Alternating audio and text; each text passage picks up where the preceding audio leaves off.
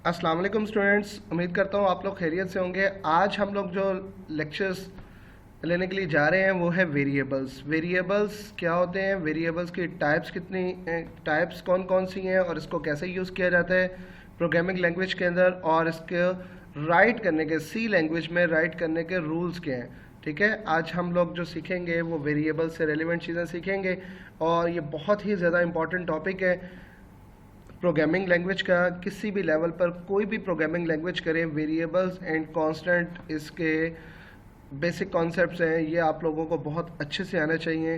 ठीक है, फिर आप लोग प्रोग्रामिंग अच्छे से कर सकते हैं। तो आइए हम लेक्चर के अंदर सीखते हैं वेरिएबल्स को। क्या होते हैं वेरिएबल्स का वर्ड निकला है वेरिएशन से। वेरिएशन का मतलब होता है चेंजेबल। ठीक है, जो चेंज हो सकता है, जो वेरी कर सकता है, उसको हम वेरिएबल्स कहते हैं। तो इसका मतलब है variable, the quantity that can be change during execution of the program is called variable. लेकिन ऑन अदर हैंड अगर हम लोग इसकी डेफिनेशन करें वेरिएबल्स की, तो हम कहते हैं variable is the name of memory location. ये मेमोरी लोकेशन का नेम होता है जहाँ पर हम क्या करते हैं, डाटा को स्टोर करते हैं, physically stored inside the computers memory. मैं आपको एक एग्जांपल देता हूँ। मैंने यहाँ पे लिखा a इक्वल टू 10। तो बेटा देखिएगा, इसका मतलब होगा कि ये मेमोरी के अंदर एक बॉक्स बना देगा। ठीक है, और उस बॉक्स का नाम a रख दिया जाएगा और उसमें वैल्यू जो स्टोर करवाई जाएगी वो 10 करवाई जाएगी। ठीक है, तो अब मैंने अगर 10 वेरिएबल्स को कॉल करना है तो मैं 10 को तो नहीं कॉल कर सकता। हो सकता है कि देखें b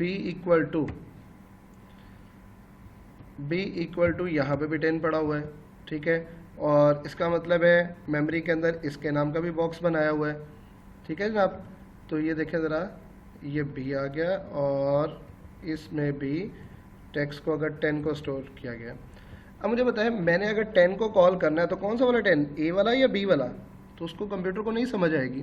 हमने उसको कॉल करना है with name, with unique name. ये जो सा ए है या बी है, ये हमारे पास वेरिएबल्स के नेम है। Actually variable is actually name given to a memory location as the data is physically stored inside the computer memory. The value of the variable can be changed in a program. It means that in a program, if a variable contains value 5, then the later we can give it another value that replace the value 5. अब suppose करते हैं यहाँ पर ये जो सी values हमने दी है 10, इसको मैं चेंज करता हूँ। मैं लिखता हूँ यहाँ पर कि इसकी वैल्यूज़ कर दी गई है 15। तो बेटा ऑटोमेटिकली इस बॉक्स के अंदर भी इसकी वैल्यूज़ कितनी हो जाएगी, 15। ठीक है, इसकी वैल्यूज़ 15 स्टोर कर दी जाएगी। तो ये देखिए ज़रा, ये हमारे पास वो बता रहा है कि भाई वेरिएबल्स की वैल्यूज़ चेंज हुई है, ये वैल्यूज़ चेंज हो रही है, वेरिएबल का नेम क्या है, सेम। तो वेरिएबल की जब वैल्यूज़ चेंज हुई है तो वेरिएबल का स्टेटस चेंज। तो यहाँ पर इसी तरह variable actually the name of memory location where we can store data. ठीक है, तो वैल्यूज़ इसकी जब चेंज करते हैं तो ऑटोमेटिकली उसका स्टेटस भी चेंज हो जाता है। अब वो कहता है each variable has a unique name called the identifier. ये जो सा ए और बी है इसको हम आइडेंटिफायर कहते हैं। अब इसकी डाटा टाइप भी होती है कि कौन सी टाइप का आप इस मेमोरी लोकेशन के अंदर डाटा स्टोर करवाना चाह रहे हैं। बेटा इसमें हम लोग आगे ये टाइप देखते हैं ज़रा। ये 3 टाइप्स हमारे पास बताई गई हैं, इसको हम लोग डिस्कस करेंगे। यहाँ पर भी ये मेंशन किया गया है कौन कौन सी है, integer, float and character data type. अगर इंटीजर करते हैं तो वो विदाउट डेसिमल पॉइंट्स, ठीक है, जिसको पॉइंट्स में नहीं लिखा जा सकता, ऐसे डाटा को स्टोर करेगा। फ्लोट रियल डाटा टाइप, यानी कि पॉइंट्स वाले नंबर को भी। करेक्टर का मतलब है जो सिंगल कोटेशन मार्क्स में लिखे जाते हैं।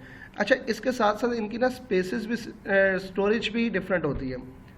These types of integer, float and characters are used to store integer, real and character data respectively. ठीक है, इनकी हमारे पास स्पेसेस भी डिफरेंट होती है। इंटीजर कितने बाइट्स लेता है, उसकी कैपेसिटी डिफरेंट होती है, फ्लोट की कैपेसिटी डिफरेंट होती है और करेक्टर की डिफरेंट होती है। ठीक है, इसको अभी हम देखते हैं ज़रा। अब एक चीज़ याद रखिएगा, हमने ये खुद से डिसाइड करना होता है कि भाई हमें इंटीजर, जैसे कि क्लास के स्टूडेंट्स की स्ट्रेंथ को हमने उसमें स्टोर करना है। एक सॉफ्टवेयर बना रहे हैं, वहाँ पर टोटल क्लास की स्ट्रेंथ को राइट करना चाहते हैं, तो उसके लिए फ्लोट तो नहीं यूज़ करेंगे ना। एक तो फ्लोट स्पेस ज़्यादा लेगा, वो एक्स्ट्रा स्पेस हमारे पास फ्री पड़ी रहेगी, और वो बर्डन होगा, यानी कि सिस्टम की स्पीड स्लो करेगा। अगर इंटीजर लेंगे, इंटीजर देखो क्लास की स्ट्रेंथ 20.5 तो नहीं हो सकती, 30.7 तो नहीं हो सकती क्लास की स्ट्रेंथ, वो तो 30 होगी या 31 होगी, ठीक है। तो वहाँ पर फिर हमें ये डिसाइड करना है कि इंटीजर डाटा टाइप का यूज़ करें। जहाँ पर हमारे पास पॉइंट्स में कुछ वैल्यूज आ सकती है वो फ्लोट का यूज़ करेंगे। जहाँ पर कुछ करेक्टर्स यानी कि जेंडर के बारे में पूछा जा रहा है कि मेल लिखना है तो एम टाइप करें, फीमेल लिखना है तो एफ टाइप करें, ठीक है। तो ये आपके करेक्टर डाटा टाइप, ठीक हो गया जी। तो यहाँ से इसको हम जरा देखते हैं। वो क्या कहता है, C language has a different data type such as int, float and character. This type int, float, characters are use to store integer, real and character respectively. ये नीचे आपको एग्जांपल्स दी गई हैं। इंटीजर इंट से रिप्रेजेंट करते हैं, INT इसका keyword है, और जिस तरह के ये नंबर एक सैंपल दिया गया है। फ्लोट का मतलब पॉइंट्स वाला, करेक्टर का मतलब सिंगल कोटेशन मार्क्स में, ठीक है जी। अब देखिएगा हमारे पास है type, data type of variables. Each variable in C language has a data type.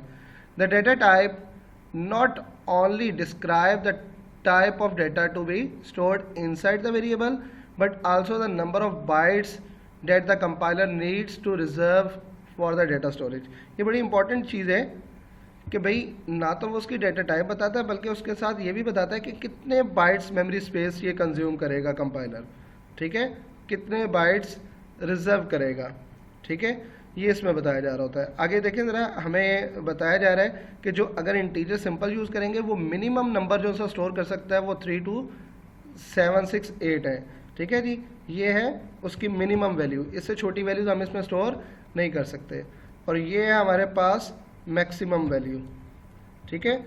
तो ये मैक्सिमम वैल्यूज हम स्टोर कर सकते हैं 32768। ये याद रखिएगा ऑब्जेक्टिव के पॉइंट ऑफ व्यू से, MCQs। अब यहाँ पर इंटीजर वगैरह को सेपरेटली डिस्कस किया जा रहा है। इंटीजर मैंने आपको बताया जो विदाउट फ्रैक्शनल पॉइंट्स इसको राइट कर सकते हैं वो इंटीजर होता है। Integer data type is use to store integer values whole numbers, ठीक है। ये इसका की पॉइंट है, याद रखिएगा, होल नंबर्स विदाउट फ्रैक्शंस, ठीक है। It takes 4 bytes. MCQs के पॉइंट ऑफ व्यू से वेरी इंपॉर्टेंट है, ठीक है, रिलेटेड टू MCQs। ये MCQs के पॉइंट ऑफ व्यू से इंपॉर्टेंट है, ठीक है, important MCQs। 4 bytes to declare a variable integer we use the keyword int। कौन सा वेरिएबल यूज करते हैं, कीवर्ड यूज करते हैं int। अच्छा, इसमें दो तरह के आते हैं, साइंड और अनसाइंड। देखिए साइंड का मतलब है अगर मैंने यहाँ पर कोई टेक्स्ट लिखा है 54 तो इसके साथ कोई साइन है नहीं है, तो बाय डिफ़ॉल्ट हमें पता होता है कि पॉजिटिव साइन है, तो ये हमारे पास कंसीडर करेगा अनसाइंड। और अगर मैं लिखता हूँ -93 तो देखें मैं इसको कहूँ कि ये पॉजिटिव है, नहीं कह सकता, क्योंकि इसके साथ साइन लगा हुआ है, और साइन जिसके साथ लगा होता है वो कौन सा साइन, वो होता है साइन इंटीजर, यानी कि माइनस वाले नंबर, ठीक है। ये देखें sign int can store both positive and negative values, sign लगाना चाहिए, और ये उसकी रेंज वो बता रहा है कि हमारे पास साइन के अंदर मिनिमम ये है और मैक्सिमम ये है by default. Type int is consider as a integer, sign integer. Unsigned में क्या है, वो 0 से स्टार्ट होगा एंड सो ऑन चलेगा। An unsigned integer can store only positive. आपने इस वर्ड को मार्कर से हाईलाइट करके लिखना है क्योंकि ये इसका की पॉइंट है, ठीक है। Values and its values ranges from this one to this one. Keyword unsigned int is used to declare an unsigned integer, ठीक है। ये इसका कीवर्ड है अनसाइंड इंटीजर को डिक्लेयर करने का, ठीक होगी बात। अच्छा, एक चीज़ आप शायद कंफ्यूज हो रहे हो कि सर हमें ना इसका नहीं पता चला कि ये क्या कहना चाह रहे हैं, ठीक है, बोथ पॉजिटिव और नेगेटिव। बेटा ये देखें कि नेगेटिव के साथ तो नेगेटिव साइन आएगा ही आएगा, और अगर मैं यहाँ पर ऐसे करके लिखूँ तो मुझे बताएं ये पॉजिटिव साइन लगा रहे हैं, तो ये इसको भी हम साइन कह सकते हैं, लेकिन जो साइन जिसके साथ नहीं लगता वो अनसाइंड कहलाते हैं, ठीक है। जैसे अगर हम ऐसे लिख रहे हैं, लेकिन अगर ऐसे लिख लिया जाए तो इसको भी इसमें कंसीडर कर सकते हैं क्योंकि हमने पॉजिटिव नंबर्स के साथ पॉजिटिव साइन लगा दिया। अंडरस्टैंड। अब देखिएगा आगे हमारे पास अब फ्लोट। अगर रियल डेटा टाइप को स्टोर करना है हमने, तो पॉइंट्स वाले नंबर को किसी को स्टोर करना चाहते हैं तो फिर उसकी डेटा टाइप कौन सी यूज़ करेंगे, float. Float data type is use to store the real numbers with a floating point up to 6 digits. ये याद रखें कि अप टू 6 यानी कि पॉइंट के बाद अप टू 6 डेसिमल प्लेसेस तक वो प्रिसिशन, उसकी एक्यूरेसी आ सकती है। अगर आपको इससे ज़्यादा चाहिए तो फिर आप इससे बड़ी डेटा टाइप में जाते हैं, फ्लोट के बाद डबल आती है, लॉन्ग डबल आती है, उसमें जाते हैं आप, ठीक है। अब to declare a variable of type float we use a keyword float. कौन सा कीवर्ड यूज़ किया जाता है? फ्लोट, ठीक है, ये वाला। अ फ्लोट यूजेज अ 4 बाइट्स। आप सोच रहे हैं कि सर इंटीजर भी 4 बाइट्स, ये भी 4 बाइट्स? यस, ये भी 4 बाइट्स ही मेमोरी स्पेस ले रहा है। Its values ranges from this one to this one, ये रेंज उसकी बताई गई है। To declare character type variable in C we use a keyword character, CHAR, ठीक है, ये हम कीवर्ड यूज़ करते हैं। It takes just 1 byte. कितने बाइट्स? 1 बाइट्स मेमोरी स्पेस लेते हैं। A variable of type character can store characters only, ठीक है, जो सिंगल कोटेशन मार्क्स में लिखा जाता है। अब वेरिएबल्स को राइट करने के कुछ रूल्स होते हैं, बहुत ही इंपॉर्टेंट है, very important question, relevant to long question answer, कि भाई वेरिएबल्स क्या होते हैं और उसकी आप टाइप्स बताएं, ठीक है। ये हमारे पास इंपॉर्टेंट क्वेश्चन है। देखें, variables each must have a unique name और identifier. Following rules are used to be name as a variable. Variable name can only contain alphabets, upper case और lower case, digits and underscore. ये इसमें आ सकते हैं, digits भी आ सकते हैं, underscore भी। बट पहला character, first character must be an a letter, ठीक है, बिगेन विद अ लेटर और an underscore. It can not begin with a digit, digit से स्टार्ट नहीं कर सकते। ये अगर मैं ऐसे लिखूं 9 ABC, तो ये गलत है, ये हमारे पास ये गलत है, ठीक हो गया। और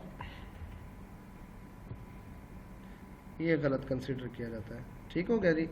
और अगर मैंने ऐसे लिख दिया है कि भाई ABC 9, तो नो प्रॉब्लम, ये वैलिड है, ये ओके है हमारे पास, ठीक है,